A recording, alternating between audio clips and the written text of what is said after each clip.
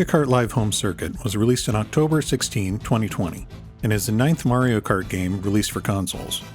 It was developed by Velan Studios for Nintendo. It's a mixed reality game where you drive radio-controlled carts around your home on courses you design yourself. You control the RC car with your Nintendo Switch console, while it sends video from its camera to the console. The Switch adds the track route and other graphics to the environment as you drive the car around the track you've made. In the box, you get the cart, of course, charging cable, these turn indicator things, and the gates. These are folded up at the moment. The cart it's got some heft to it. Feels pretty sturdy. Nice soft rubber wheels. The figure inside is a hard plastic. The turn indicators and the gates are cardboard.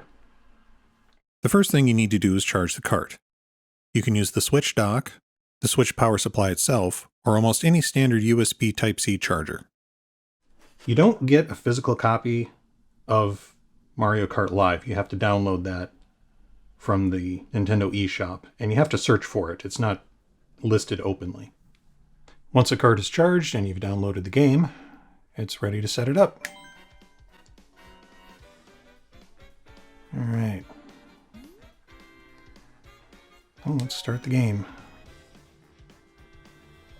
All right, connect your cart. Press the ignition button. Some lights blinking on the back here.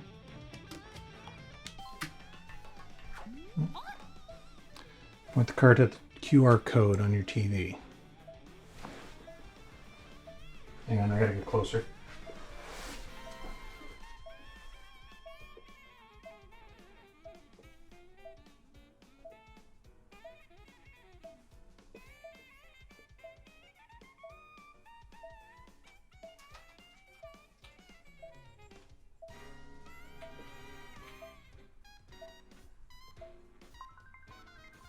There we go. Yeah, that kind of sucks because you can't see where the camera is pointing. We got it though. All right. Card on the ground. Supposed to put it on the ground. I think it's okay. Here.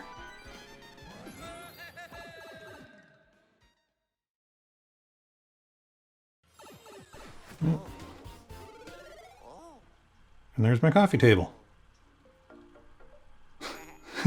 Okay, that's cool. Made it to help you to earn your official driver's license.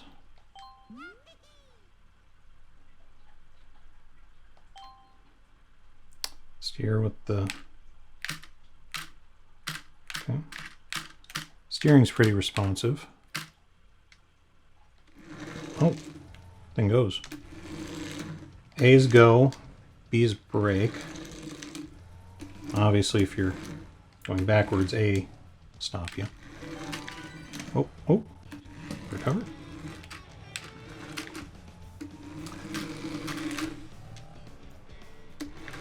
Okay, cool. It's pretty responsive. It's got a fairly tight turning radius. All right.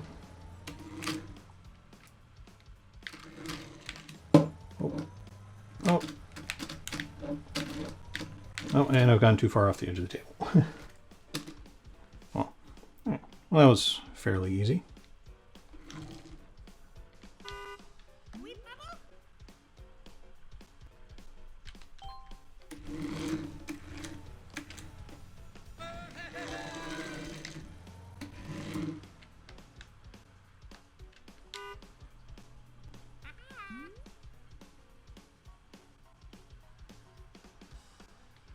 Now I need to take a picture of me.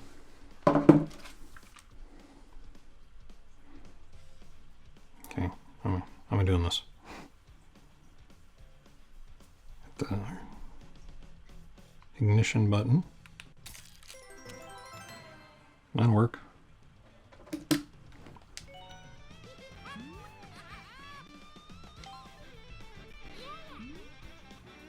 There's 4 gates. Each one's a different color. They're made of cardboard. I guess it needs something to do with that extra Labo material. And they just unfold pretty simply. They're larger than I thought they were going to be. And they're pretty big, but I guess you needed to be able to get 2 carts through them at a time, I suppose. They're kind of lightweight, and they recommend you put something heavy on the ends here. The key to a Mario Kart Live race is the gates. You can set them up right next to each other, spread them out as far as you can, have one right behind the other facing the other way, or pretty much whatever you want. The only restriction is that you have to pass through each gate in order, and then get back to gate 1 to create the course or complete a lap.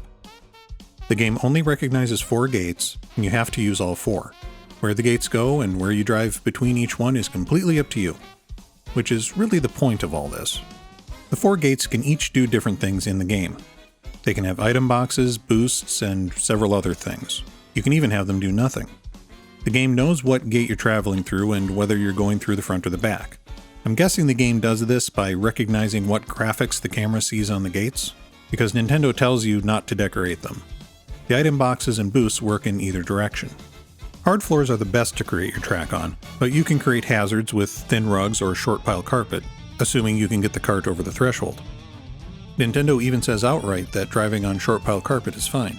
I would think this would put a strain on the motor, and it probably does, but Nintendo and Velan Studios must have considered this when designing the toy. Or at least I hope they did. The arrow signs help direct you where to go. You don't have to use them, but they can be handy if you have turns that aren't obvious. The arrow signs don't actually restrict you in any way, they just glow and animate on screen. In fact, aside from physical objects you place yourself, there's really nothing keeping you from going completely off course and cheating like Rosie Ruiz in the 1980 Boston Marathon.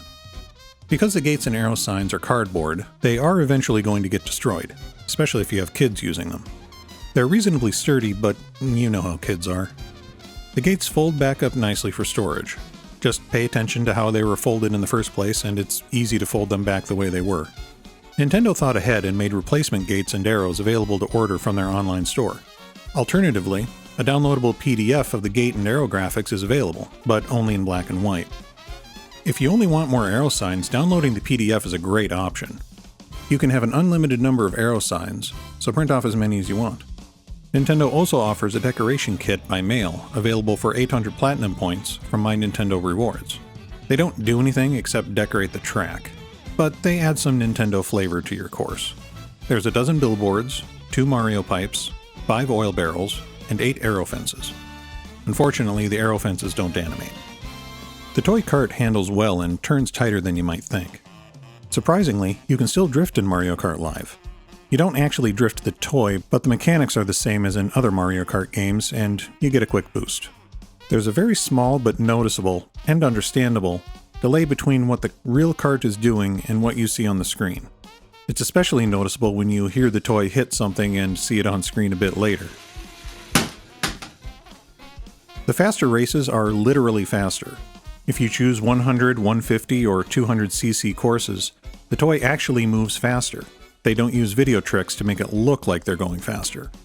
In my first 200cc race, I actually tipped over an unopened pop can I was using to keep a gate in place. Glad there's a bumper. This raises the difficulty just like in other Mario Kart games. For small courses or tracks with tight turns, the high speed can be especially challenging. The Koopa Kid virtual racers don't knock you around like in other Mario Kart games. All that can happen is that they slow you down or make you stop. You can hit them head on and nothing will happen, unless they have a chain chomp or something. Of course, they will try to ruin your day with shells, banana peels, and such, but you need someone to race against, so they're not pointless. Finishing cups unlocks course environments and other track features. You can unlock carts and outfits with coins. They don't do anything but change the look of your character and cart, but people tend to like that kind of thing, so... You can't save tracks. Once you quit the game, the track you've made is gone and you'll have to remap it. This is understandable, of course. There's no way you can put everything back exactly the way it was before. Besides, the spirit and fun of the game is to change the course every time you play. So even if you could save courses, that would defeat most of the point. The problem for me is, I'm lazy about changing the track. Once I've made a track, I tend to stick with it for the entire play session. I also don't like tearing apart half my apartment to play a video game. This tends to limit my desire to play. I don't think kids will have this problem, though. I think they'll tend to change the course every chance they get. I also feel limited by my lack of space. I live in an apartment that's mostly carpeted. The only hard floors are the entrance, dining room, and kitchen, so I tend to make tracks that are very similar, weird-looking figure eights. The toy has no problem driving on my carpet and rugs, but the threshold in my place is a little high, so you have to come at it from an angle or you'll get stuck.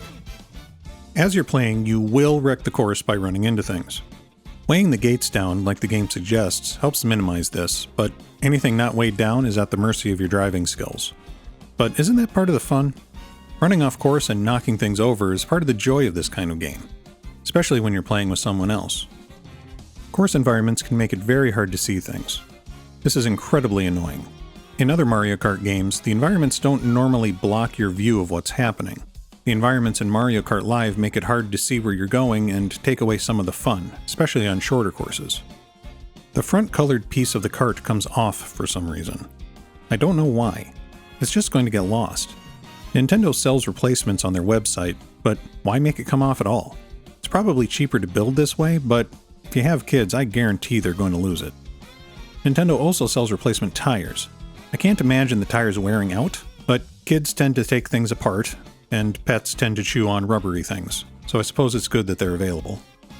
This is a great twist on the venerable Mario Kart series. Like with the Mario Maker series, it adds creativity and interaction to a series that people still enjoy. It was nearly impossible to find after it came out, but it's much easier to get now. Kids are going to love this Mario Kart, and since they'll be stuck inside for who knows how long, this is a more creative choice than most games. The toy kart is sturdy and should last a good while, despite the inevitable abuse it'll get. When you get bored with the game, you can just drive the kart around your house and chase the pets around. I think it would be great for Nintendo to come out with karts other than just Mario and Luigi.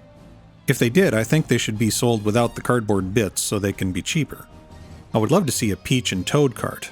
I'd also love to see a Bowser or Donkey Kong kart, but those might be too heavy to be practical.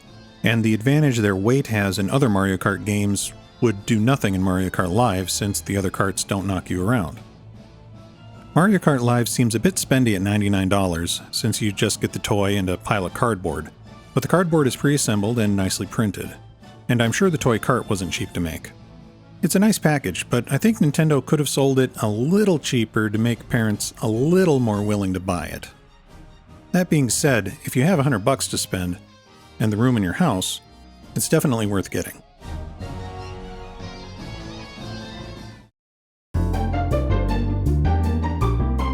Thanks for checking out my Mario Kart Live review. If you'd like to see more reviews, or if you want to know how to change the batteries in your retro games and consoles, check the links here.